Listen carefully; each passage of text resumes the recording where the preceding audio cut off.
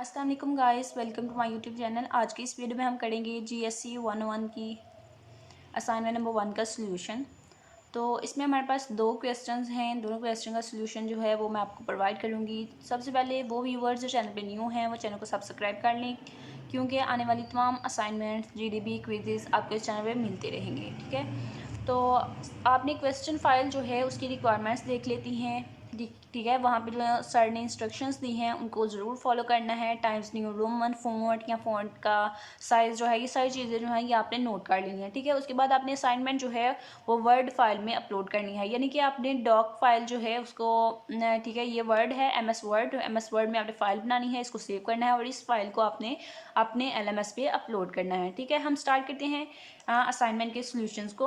सबसे पहले जो हमारे पास फर्स्ट क्वेश्चन है वो क्या है। ठीक है, क्वेश्चन देख लेते हैं क्या है कि हमें जो है वो कुछ स्टेटमेंट्स गिवन है, कुछ सिचुएशंस जो हैं वो गिवन है।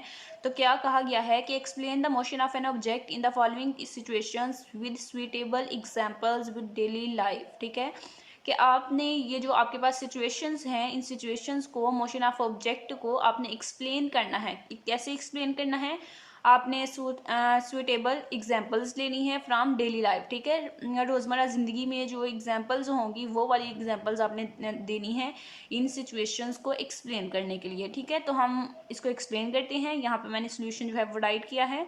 सबसे पहले जो हमारे पास स्टेटमेंट है वो क्या है, जो सिचुएशन हमें गिवन है वो ये है कि स्पीड कांस्टेंट है लेकिन वेलोसिटी जो है वो वेरी कर रही है। ठीक है, स्पीड कांस्टेंट है लेकिन वेलोसिटी जो है वो वेरी कर रही है। ठीक है, तो इसकी सिचुएशन जो डेली लाइफ में हमें मिलती है वो क्या होती है, वो एक कार जो है जो सर्कुलर पाथ पे, ठीक है, जो सर्कुलर पाथ पे मूव कर रही है, तो उसकी स्पीड जो होती है वो कांस्टेंट होती है लेकिन उसकी वेलोसिटी जो है वो वेरी करती है। ठीक है, ये उसकी एग्जांपल है। तो इस एग्जांपल को हम अच्छे से एक्सप्लेन करेंगे कि किस तरह से इसकी स्पीड जो है वो कांस्टेंट ही रहती है लेकिन इसकी वेलोसिटी जो है वो चेंज होती रहती है, वो वेरी करती है। ठीक है, तो इसको हमने इस एग्जांपल में एक्सप्लेन किया है। ये इस क्वेश्चन नंबर 1 के 4 पार्ट हैं। पार्ट नंबर ए जो है उसको मैंने एक्सप्लेन किया है। इसमें मैंने क्या लिखा है कि on the example of this situation is a car moving. ठीक है, कि इस सिचुएशन की हमारे पास जो डेली लाइफ में एग्जाम्पल है वो कौन सी है, वो है कार मूविंग की, जो सर्कुलर पाथ पे मूव कर रही है और कॉन्स्टेंट स्पीड पे मूव कर रही है। ठीक है, जब हम कार को कांस्टेंट स्पीड जो है, कार जो है कांस्टेंट स्पीड में मूव कर रही होती है तो उसकी वेलोसिटी जो है वो चेंज होती है। क्यों होती है? क्योंकि उसमें मैग्नीट्यूड होता है और डायरेक्शन होती है, वो दोनों चीज़ें उसमें इंक्लूड होती हैं वेलोसिटी में, तो इसलिए वेलोसिटी जो है वो चेंज होती है जबकि स्पीड जो है वो कांस्टेंट रहती है। ठीक है, as the car moves in a circle, जैसे जैसे कार जो है वो सर्कल में मूव करती है उसकी डायरेक्शन जो है वो ऑटोमेटिकली मसलसल चेंज होती रहती है। ठीक है, क्योंकि हम सर्कल में मूव कर रहे हैं तो डायरेक्शन जो है, यहाँ से आप देखें एक कार जो है वो इस तरह से सर्कल में मूव कर रही है। ठीक है, तो उसकी डायरेक्शन जो है वो मुसलसल जो है वो चेंज होती रहती है। तो रिजल्टिंग इन, तो इससे क्या होता है कि वेलोसिटी जो है वो वेरी करती है। जब डायरेक्शन चेंज होगी तो वेलोसिटी जो है वो भी वेरी करेगी।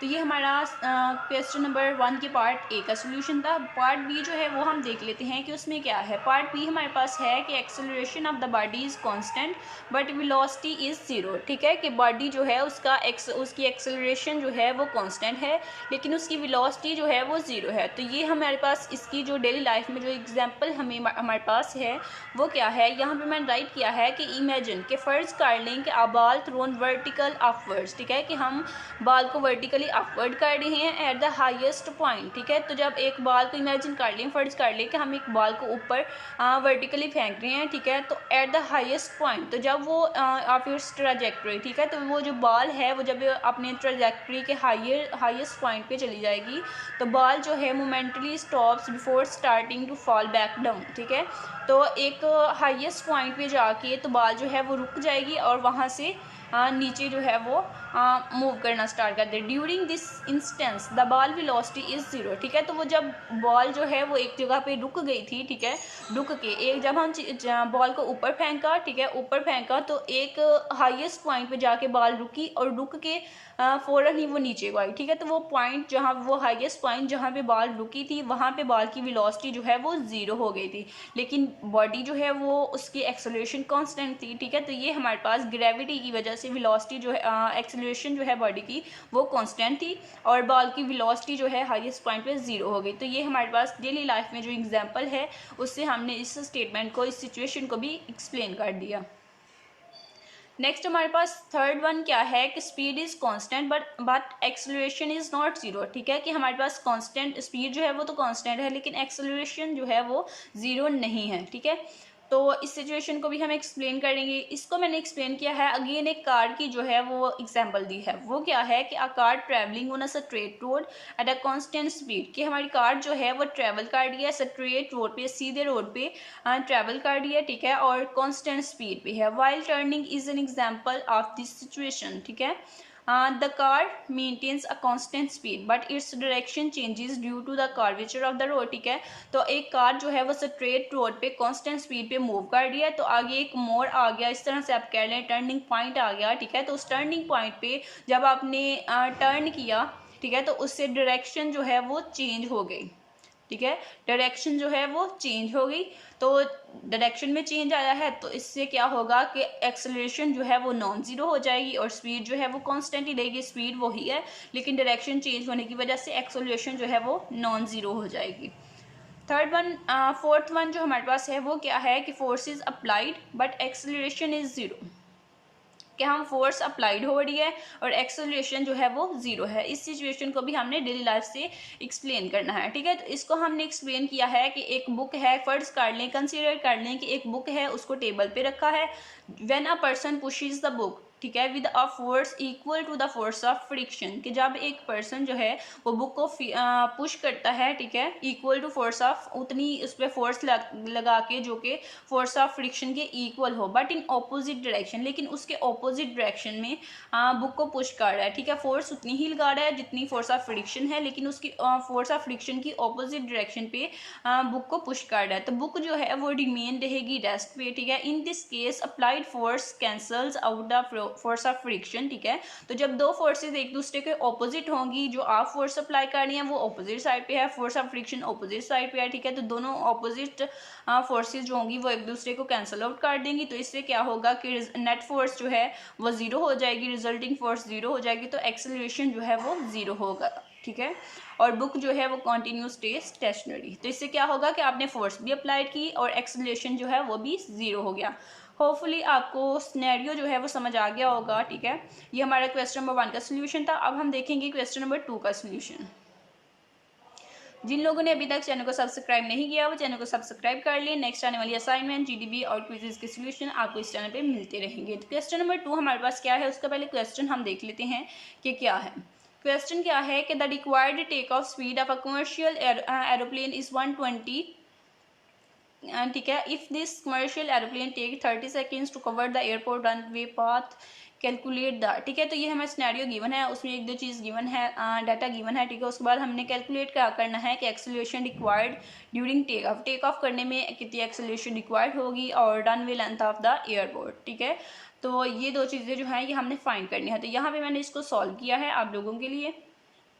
ये थोड़ा कैलकुलेशन बेस होगा, तो कैलकुलेशन बेस में मुमकिन है कि कोई हो सकता है, मतलब कोई छोटी सी मिस्टेक हो सकती है। ठीक है, तो उस मिस्टेक को आपने खुद जो है वो सॉल्व कर लेना है।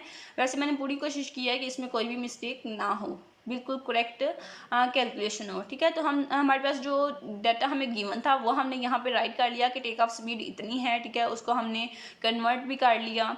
उसके बाद time taken to cover run में वो हमें 30 सेकेंड्स गिवन थे, वो भी हमने राइट कर लिया। ये हमें डाटा जो है ये गिवन था। अब हमने पार्ट 1 को सॉल्व करना है। पार्ट 1 में क्या है कि एक्सेलरेशन टेक ऑफ करने के लिए टेक ऑफ के दौरान कितनी एक्सेलरेशन रिक्वायर्ड है, तो इसके लिए हमारे पास एक फार्मूला होता है, acceleration equal to change in velocity divided by time taken change in velocity. ठीक है, तो ये हमने फार्मूला सारा राइट कर लिया और ये किसके इक्वल होता है, ये इक्वल होता है take off velocity minus initial velocity. ठीक है, तो इसी तरह से ये सारी वैल्यूज़ मैंने पुटअप की हैं। पुटअप करके तो मेरे पास जो आंसर आया है वो इतना आया है। ठीक है, ये हमारा पार्ट 1 का आंसर आ गया कि एक्सेलरेशन कितनी एक्सेलरेशन जो है वो रिक्वायर्ड है, तो यहाँ पे मैंने राइट कर दी 2 ms - 2। उसके बाद क्या है कि पार्ट बी को हमने सॉल्व किया कि एयरपोर्ट का रनवे जो है उसकी लेंथ कितनी है, तो उसके लिए भी हमारे पास फार्मूला होता है। फार्मूला है डिस्टेंस का, तो ये फार्मूला मैंने राइट किया है। फार्मूला राइट करने के बाद वैल्यूज़ जो हैं वो फार्मूले में पुटअप की हैं, इसी तरह से आपने भी पुटअप कर लेनी है। उसके बाद आंसर जो है वो आपके पास आ जाएगा कि 1800 मीटर। ठीक है, तो देयरफॉर हमने लिख दिया कि रनवे लेंथ ऑफ एयरपोर्ट जो है वो कितनी होगी, वो होगी 1800 मीटर्स। बस यही था आपके असाइनमेंट का सोल्यूशन। मज़ीद सोल्यूशंस के लिए आपने चैनल को सब्सक्राइब करना है, चैनल के साथ अटैच हो जाना है ताकि आपको मज़ीद सोल्यूशंस इस चैनल पे मिलते रहें।